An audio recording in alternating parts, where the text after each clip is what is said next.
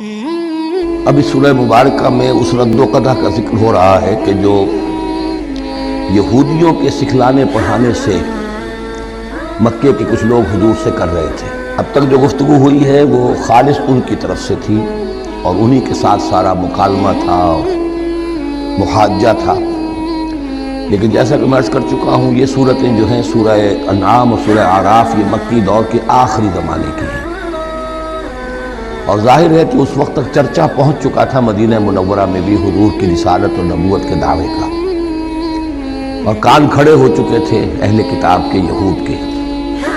تو وہیں سے بیٹھے ہوئے انہوں نے ریشہ دوانیاں کرنی شروع کر دی تھی۔ اور جیسے کہ ہم پڑھ چکے ہیں کہ جب زدہ میں کوئی آ جائے تو وہ یہاں تک کہہ بیٹھتے تھے کہ ان مسلمانوں سے تو یہ مشرک بہتر ہے جو بتوں کو پوجتے ہیں وغیرہ وغیرہ۔ اسی طرح کی ایک بات وہ ہے جو یہاں کہی جا رہی ہے، وَمَا قَدَرُ اللَّهَ حَقَّ قَدْرِهِ، اور انہوں نے ہرگز قدر نہ کی اللہ کی جیسا کہ قدر کرنی چاہیے تھی، اس قالو جبکہ انہوں نے کہا ما انزل اللہ علی بشر من شیء، جبکہ انہوں نے کہا کہ نہیں اتاری ہے اللہ نے کسی بھی انسان پر کوئی بھی چیز، کیٹیگوریکل ڈینائل، کیونکہ یہ لوگ جو تھے مکے والے یہ کتابوں سے واقف نہیں تھے،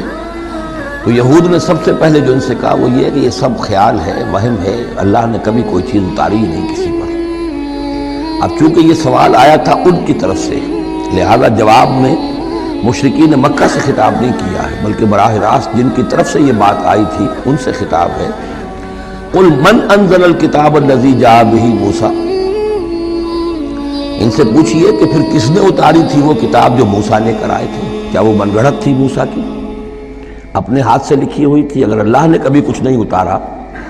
تو من انزل الکتاب الذی جاء بہ موسیٰ نورا وہدی للناس، کہ جو نور بھی تھی اس کے اندر نور بھی تھا، وہ خود روشن تھی اور لوگوں کے لیے رہنمائی تھی۔ تجعلونہ قراطیسا،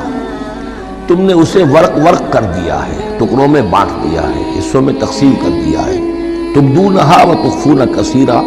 کچھ کو ظاہر بھی کرتے ہو لیکن اکثر کو چھپا کر رکھتے ہو۔ یہودیوں نے کتاب کو جس طرح چھپایا ہے اور اپنے من مانی فتویٰ فروشی کے لیے تو انہوں نے یہ شکل اختیار کی تھی کہ عام لوگوں کے ہاتھ میں یہ کتاب نہیں آنی چاہیے، بڑی محفوظ رہنی چاہیے وہ، اور یہ کہ عام لوگوں کی دسترس میں نہ ہو۔ وَعُلِّمْتُمْ مَا لَمْ تَعْلَمُوا أَنْتُمْ وَلَا آبَاؤُكُمْ، اور تمہیں سکھائی گئی تھی وہ سب باتیں جو نہ تم جانتے تھے تمہارے آباء و اجداد جانتے تھے۔ قُلِ اللَّهُ، کہیے یہ سب اللہ نے نازل کیا، تورات بھی اللہ نے نازل فرمائی تھی، انجیل بھی اللہ نے نازل فرمائی تھی، اب یہ قرآن بھی اللہ نے نازل فرمایا ہے۔ ثُمَّ ذَرْهُمْ فِي خَوْضِهِمْ يَلْعَبُونَ، پھر یہ بات کہنے کے بعد اے نبی صلی اللہ علیہ وسلم ان کو چھوڑ دیجئے اور ان سے کنارہ کشی کر لیجئے، وہ اپنی باتوں میں خرافات کے اندر کھیلتے ہیں۔